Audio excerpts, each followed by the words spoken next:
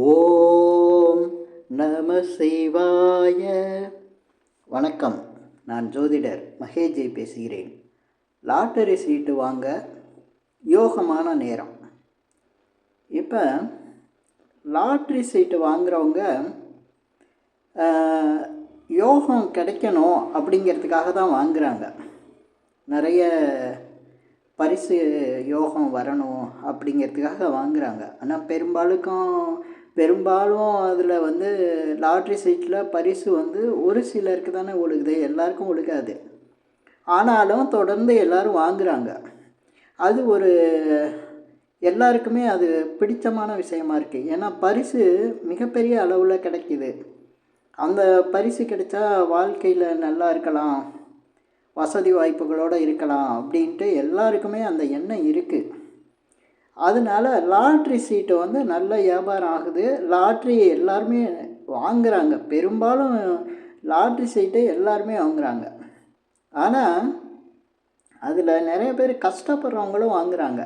அவங்களுக்கு ஏதாவது தன்னுடைய கஷ்டம் முடிஞ்சிடணும், கஷ்டப்படாமல் வாழ்க்கையை நல்லா வசதியோட வாழ்க்கையை நடத்தணும் அப்படிங்கிறதுக்காக லாட்ரி சீட்டு வாங்கியாவது அதில் நல்லா வந்துடணும் அப்படின்னு நினைக்கிறாங்க. ஆனால் எல்லாருக்கும் அது கிடைச்சிட்றதில்ல. இருந்தாலும் சில யோகங்கள் ஜாதகப்படி சிலருக்கு இருக்கும். அந்த யோகங்களை வச்சு நம்ம ஜாதகம் பார்த்து ஓரளவுக்கு லாட்ரி சீட்டு நம்பரை கூட நம்ம எடுக்கலாம். ஆனால் அது எல்லாருக்கும் விழுகும், எடுக்கிற நம்பருக்கெல்லாம் விழுந்துரும் அப்படின்னு சொல்ல முடியாது. இருந்தாலும் ஓரளவுக்கு கணிச்சு எடுக்கலாம். அதே போல் லாட்ரி சீட்டை வாங்குகிற நேரம் நல்ல நேரமாக இருந்தால் ஓரளவுக்கு பரிசு விழுகிறதுக்கு வாய்ப்பு இருக்குது. ஏன்னா எதுக்கும் ஒரு நேரங்காலம் வேணும்னு சொல்லுவாங்க பாருங்கள். அது மாதிரி இப்போ விதை விதைக்கிறது கூட கரெக்டான நேரத்தில் விதைச்சா தானே நல்ல விளைச்சல் வரும். ஏன்னா நல்ல மழை பெய்யல விதைச்சா அதுவாக நல்ல பயிர் நல்லா வளர்ந்து அதில் அறுவடை செய்யலாம். ஆனால் நல்லா வெயில் அடிக்கிற காலத்தில் ஏதாவது விதைச்சா என்ன ஆகும்? அது மாதிரி நம்மளுக்கு லாட்ரி சீட்டு கிடைக்கணும்னா யோகமான நேரத்தை கண்டுபிடிச்சி அந்த மாதிரி யோகமான நேரத்தில் லாட்ரி சீட்டு வாங்கினா பரிசு விழுந்துடும் அப்படிங்கிறதும் சில நம்பிக்கை இருக்குது. ஏன்னா அதுக்கு பார்த்திங்கன்னா ஜாதகம் வேணும். ஜாதகத்தில் ஒரு சில கிரகங்கள் ஒவ்வொருத்தருக்கும் ஒவ்வொரு மனிதருக்கும் ஒரு அனுகூலமாக இருக்கும், யோகமாக இருக்கும். அது ஜாதகத்தில் இருக்கும்.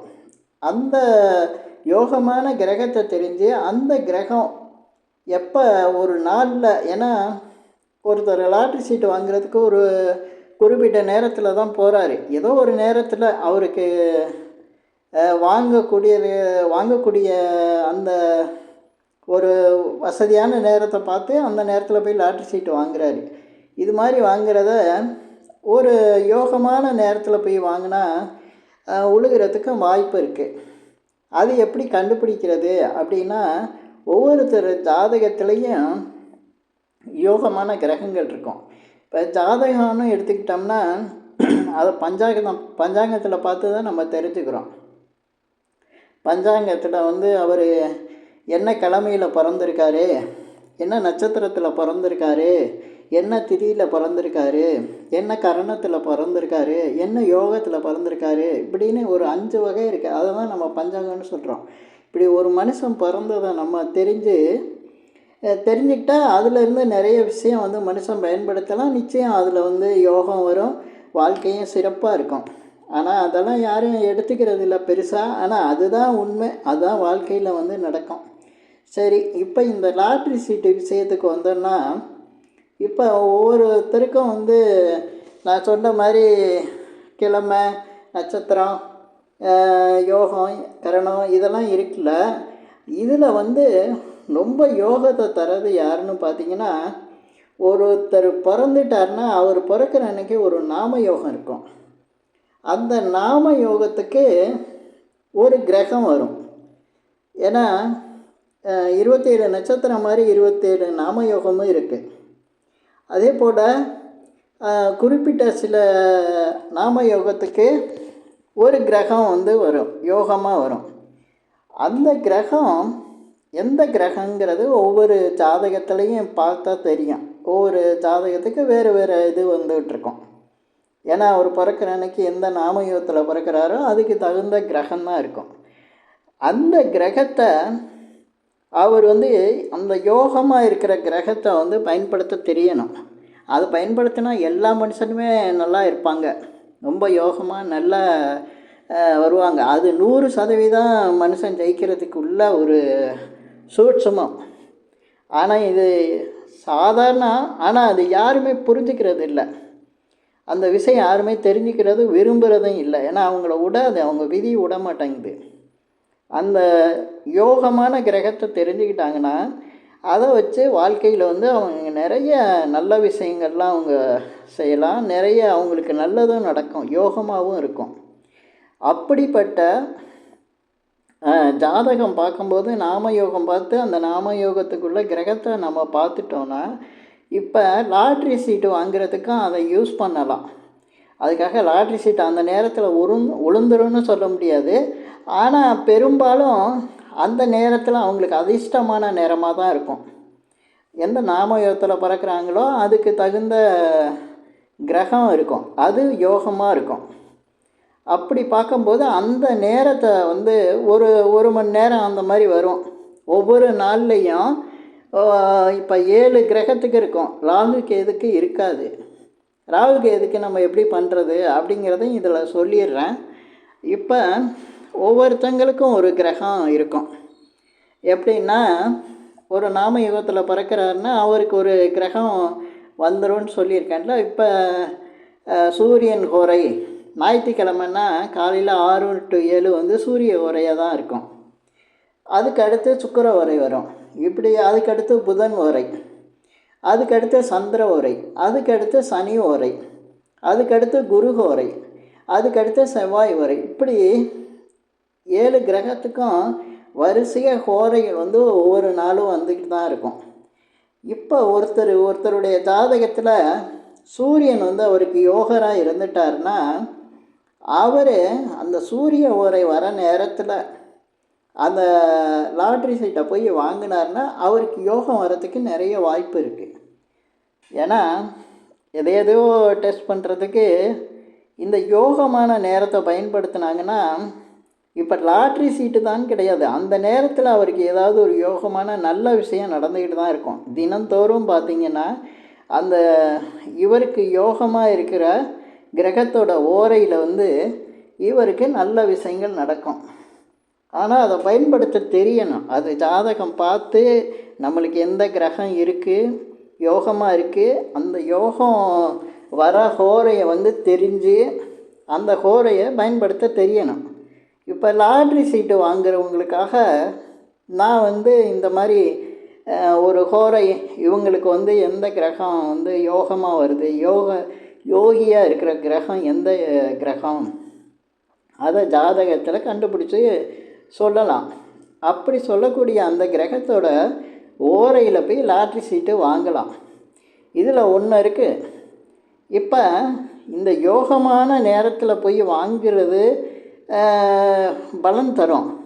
ஆனால் இதில் அவயோகம் செய்யக்கூடிய கிரகத்தோட ஓரையும் ஒவ்வொரு நாள்லேயும் வந்துக்கிட்டு இருக்கோம். எல்லாருக்குமே அது எல்லா மனுஷங்களுக்கும் வரும். இப்போ அந்த நேரத்தை தவிர்க்கிறது நல்லது. அந்த நேரத்தில் எந்த காரியம் செஞ்சாலும் அந்த ஜாதகருக்கு வந்து சுபமாக இருக்காது. ஏன்னா எந்த பலனும் தராது, அதோட தடை கொடுக்கும், கெட்ட விஷயங்கள் நடக்கும்.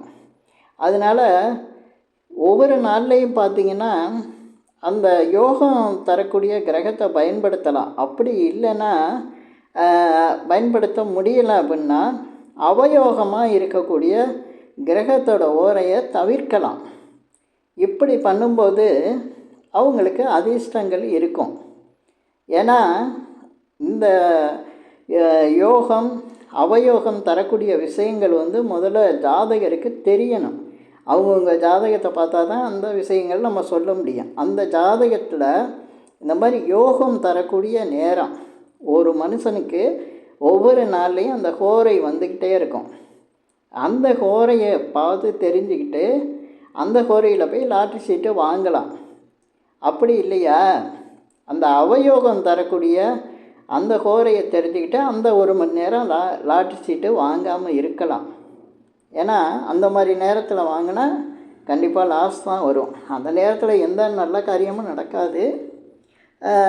சில விஷயங்களெல்லாம், நல்ல விஷயங்களெல்லாம் அந்த நேரத்தில் சாதகமாக நடக்க வேண்டிய விஷயங்களை தவிர்க்கிறது நல்லது.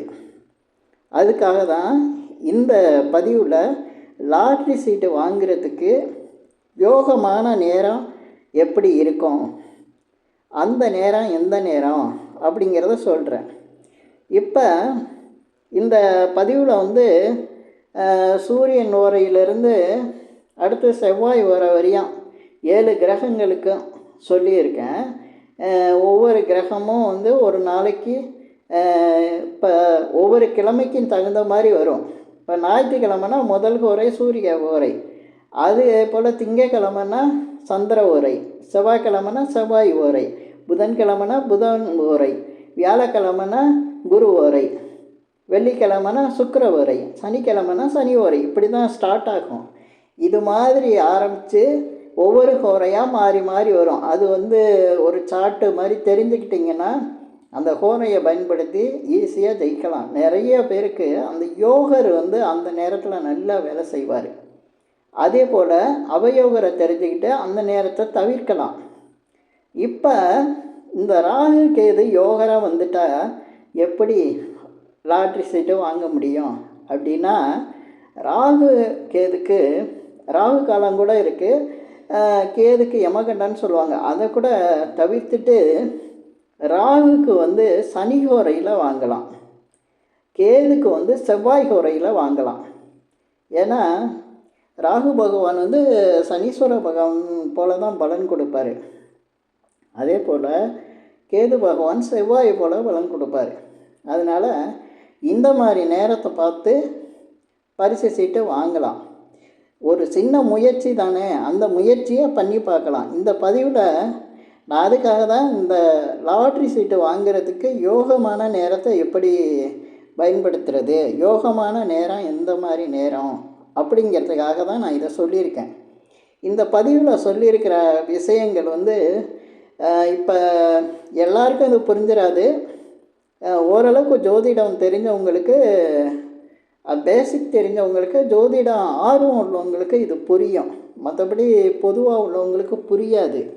இதை பார்த்துட்டு எனக்கு நிறைய கால்ஸ் எல்லாம் பண்ணி இது புரியாமல் கேட்குறவங்களுக்கு நிச்சயம் சொல்ல முடியாது. ஆனால் ஜாதகம் பார்த்தா அவங்களுக்கு யோகரை சொல்லி இந்த நேரத்தில் ஒரு நாள் இந்த நேரத்தில் போய் இந்தந்த கிழமையில் இந்த நேரம் வர நேரத்தில் சீட்டு வாங்குங்கன்னு நம்ம அப்படி வேணால் சொல்லி கொடுக்கலாம். அதை ஒவ்வொரு இந்த வீடியோ பார்க்குறவங்களும் புரிஞ்சுக்கணும்.